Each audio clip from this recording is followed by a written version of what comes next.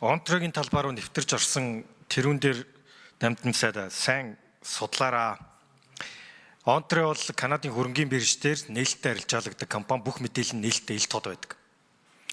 За нээлттэй компани тэр Канадын хөрөнгийн бирж дээр гарсан мэдээллүүдээс харах юм бол тэр таны 2025 оны 1 сар зөвшөөрлөө авснаас өмнө олон ажил хийгдсэн байдаг шүү. Тэр нээлт рүү гарсан байдаг. Тэгэхээр энийг та он сарын дараалтаагаар яг зөвшөөрлөө яс авч цаг хугацаанд хийсэн үү гэдгийг нэгтлэх ёстой. За хоёрдугаарт ажлын хэсгийн бүгдээрээ байна. Бас та бүхэн бас энийг тэмдэглээд аваа. Онтре оюу толгой 2 арбитрийн шүүхтэр явж байгаад арбитрийн шүүхийн шийдвэр гэдэг агуулгаар 2025 оны 2 сарын 5-нд хамтын ажиллагааны гэрээ байгуулсан. 56 утас гэрээ Онтрегийн вебсайтнаас та бүхэн бүгдээрээ олж болно. За энэ гэрээн дээр бол маш олон асуудлыг хоорондоо шийдэж авсан байдаг шүү. Өнөөдөр хөрөнгө оруулалтын гэрээгээр бид нар 34 эзэмшдэг мөртлөө 34% ноогдох зэсийн баяжмлаа бид нар борлуулах ямар ч эрх байхгүй. Гэтэл Онтре компани эдийн засгийн ашгаа 20-80 гэж хуваагаад 20% оногдох зэсийн баяжмлаа маркетинг хийж борлуулах эрхээ авсан байдаг шүү.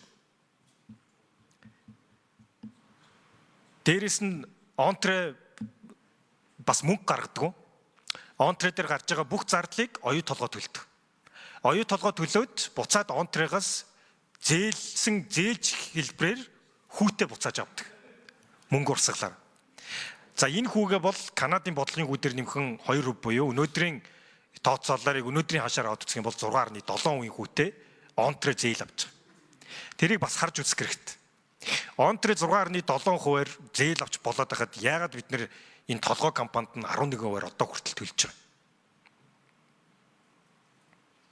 Энэ өөрөө зах зээлийн зарчим биш шүү дээ. Бид нар хөрөнгө оруулалтын гэрээ байгууллага 30 жил болж байгаа. Энэ 30 жилийн гэрээ байгуулад 16 дахь жил рүүгээ орж байна. 16 жилийн туршид бол бид нэр гэрээн дээр нэг ч өөрчлөлт оруулаагүй шүү. 2009 онд байгуулсан хөрөнгө оруулалтын гэрээ гэж нэг гэрээ байгаа. Яг тэр өдөр дараагийн 7 хоногт бол энэ хөрөнгө оруулалтын гэрээ байгуулсны 17 дахь яг жил нь тохиох гэж байгаа. 10 сарын 6-нд буюу дараагийн нэгд өдөр тохионоо. Энэ гэрээ байгуулагдахад хинч анзаараагүй хувь нийлэгчдийн гэрээ гэж давхар гэрээ байгуулагдсан шүү. Эрдэнэс MGL гэдэг Монголын тал оюу толгой. За тэгээ хоёр Рио Тинтогийн 100 эзэмшил одоо цаасны 2 компани. Тэгэхээр энэ гэрээн дээр одоо энэ бүх санхүүжилттэй холбоотой асуудлууд гарсан. Энэ гэрээ өөрөө бас цаашаа хүчинтэй улсын хурлаар орох ёстой байсан үгүй юу? Энэ гэрээ 2011 онд 6 сарын 8-нд нэмэлт өөрчлөлт оруулсан.